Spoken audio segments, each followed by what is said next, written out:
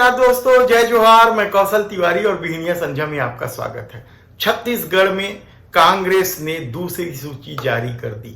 खूब बाजीगरी के साथ हुई इस दूसरी सूची में 8 विधायकों की टिकट काटी गई।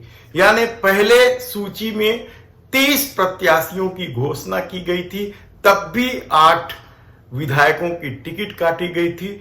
दूसरे में 53 प्रत्याशियों की घोषणा की गई, उसमें भी सिर्फ 8 विधायकों की टिकट काटी गई।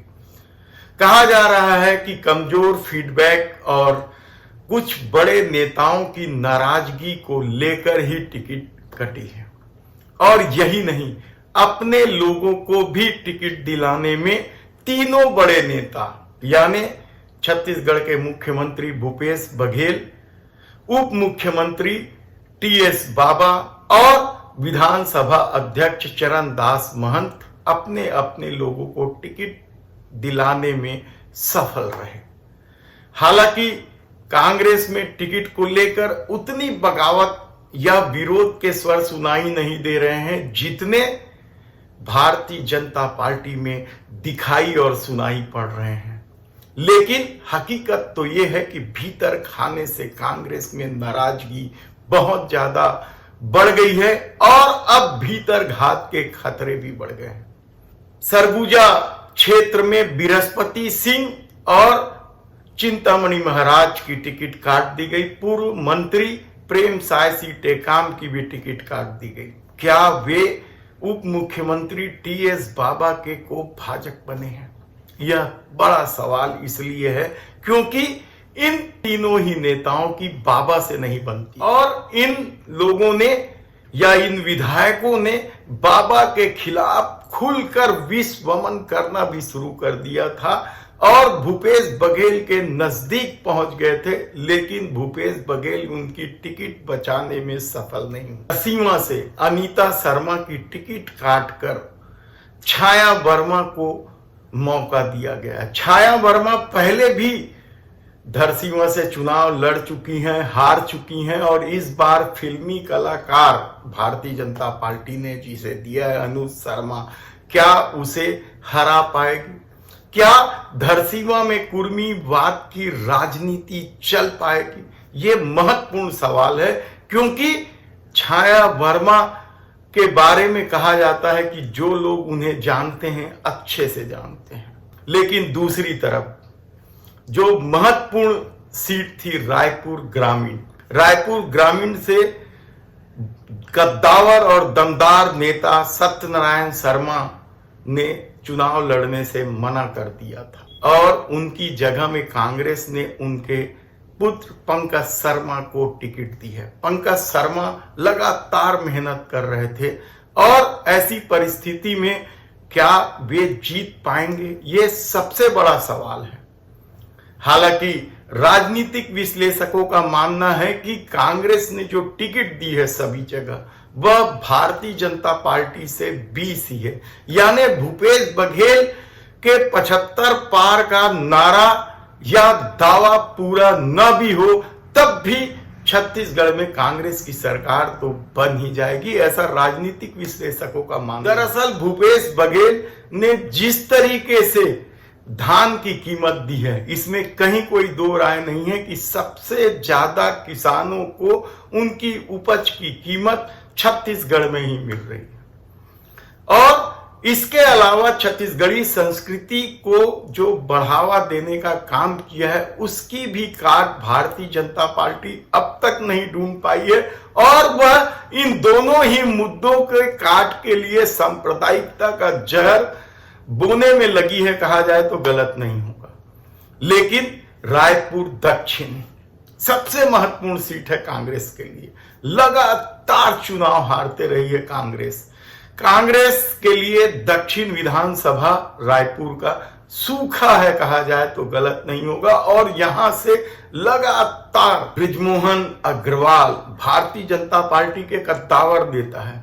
उनके मुकाबले में कांग्रेस ने इस बार सीधा साधा सरल महंत को टिकट दे दी है। महंत रामसुंदर दास रामसुंदर हैं, लेकिन क्या वे बृजमोहन अग्रवाल की चतुराई से पार पा पाएंगे, ये सबसे बड़ा सवाल है।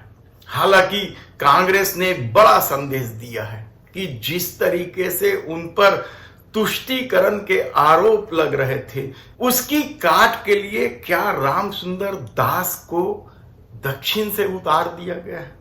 रामसुंदर दास पहले भी विधायक रहे हैं, लेकिन शिवरी नारायण वाले मठ के क्षेत्र से, एक बार पामगढ़ से रहे और एक बार जयपुर से वे विधायक रहे, और उनके बारे में क्या चर्चा है हम पहले भी आपको सब कुछ बता चुके हैं। तो क्या रायपुर दक्षिण में रामसुंदर दास चुनाव जीते? बहुत बड़ा सवाल है, और यह सवाल कांग्रेस के प्रतिष्ठा से भी जुड़ा हुआ है, कहा जाए तो गलत नहीं होगा, क्योंकि कांग्रेस अभी तक यह सीट नहीं जीत पाई। रामसुंदर दास के प्रति लोगों की आस्था है, लेकिन क्या यह आस्था वोट में तब्दील होगी, या फिर बृजमोहन अग्रवाल जी जिस तरीके का खेल खेलते हैं उस खेल से इतर जाकर मतदान होगा? कहना कठिन है, हम आपको विस्तार से बताएंगे।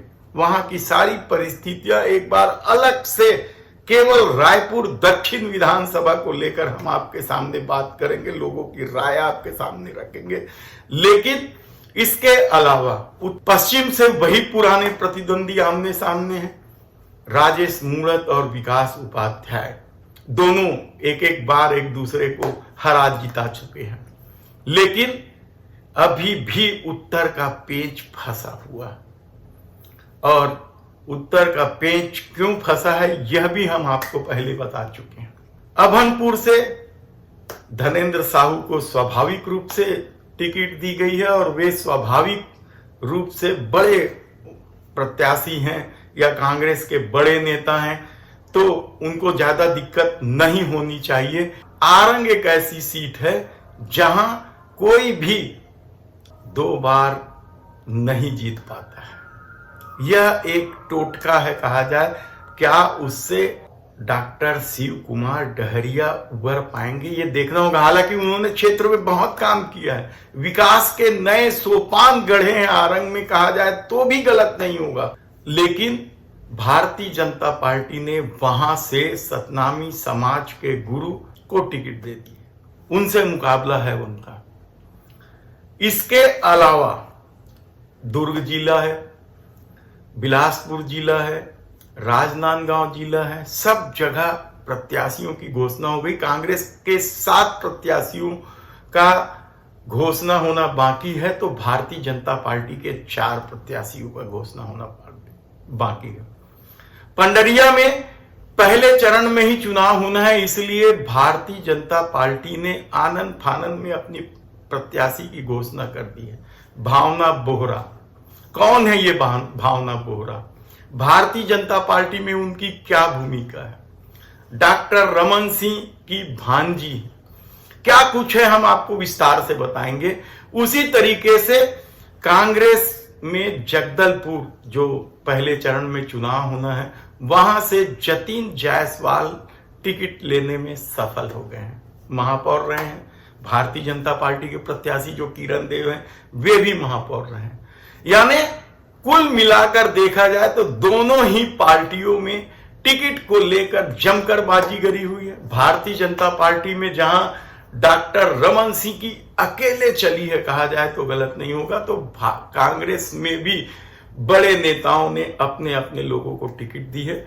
हम विस्तार से बताएंगे कहां क्या खेल है, किस सीट में क्या खेल हो रहा है, किस जिले में कांग्रेस अपना वर्चस्व खो रही है, और भारतीय जनता पार्टी इस चुनावी दौर में या राजनीतिक लड़ाई में कहां तक कांग्रेस के पास पहुंच रही है।